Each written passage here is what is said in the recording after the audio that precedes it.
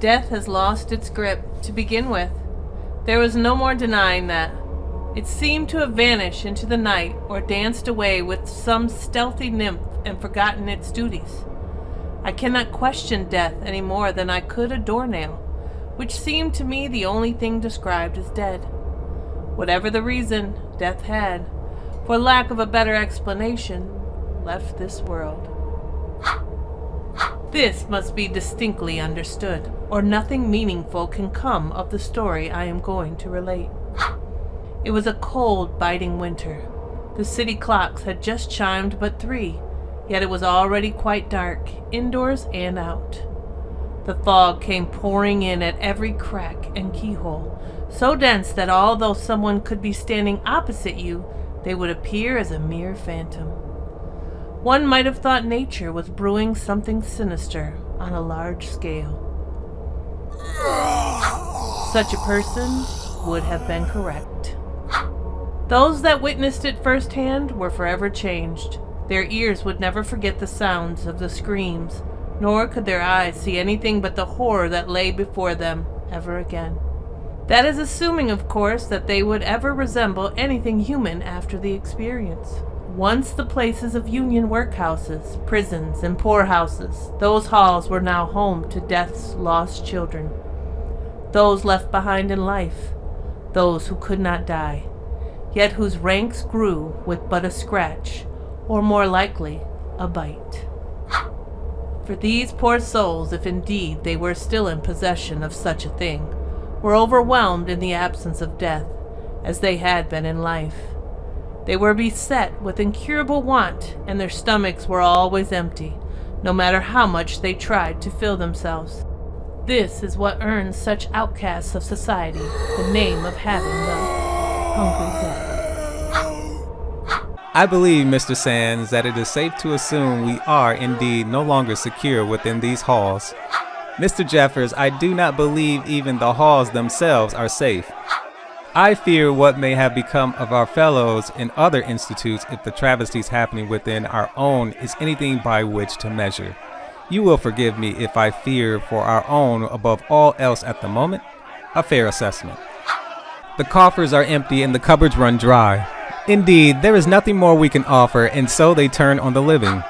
We must put our trust in only one place now, the proprietors of which. Proprietor, as our records indicate, one of the first victims to contract this hungry death fell into our hall 7 years ago this very day, leaving one.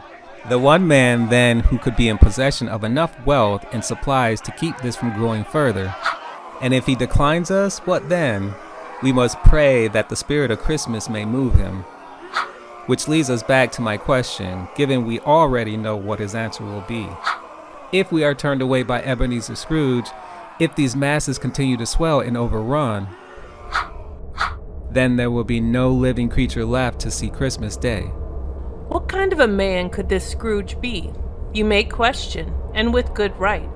The answer is more complex in the telling, for Scrooge was unlike any man to walk these streets, if he were even a man at all.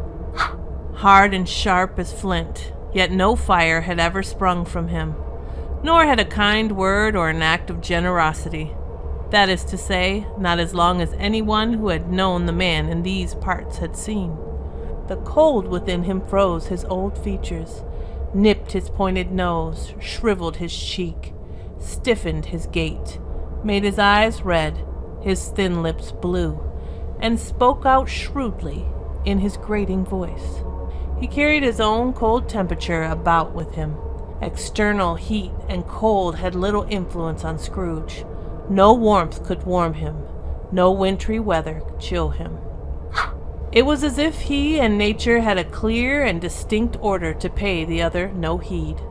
And so, with Scrooge laying as mankind's last hope, humanity might as well have extinguished its final fires this very Christmas Eve. A Merry Christmas, Uncle. Bah, humbug. Christmas a humbug, Uncle? You don't mean that, I'm sure. I'm sure I do, nephew. Every idiot who goes about with Merry Christmas on his lips should be boiled in his own pudding and buried with a stake of holly through his heart. For what reason should you, among all others, be so dismal? In these times, you are swimming in all things that can be counted as material wealth. And I suppose you should find yourself rich enough in spirit and happiness to be content with that, all accounting to a Christmas cheer. But of course, dear uncle, it is the only time I know of in the long calendar of the year where men and women seem to open their hearts freely and think of people below them as fellow passengers to the grave, equals on the journey. Hear, hear. I would encourage any who seek to spread such nonsense to speed along their journeys and leave me in peace.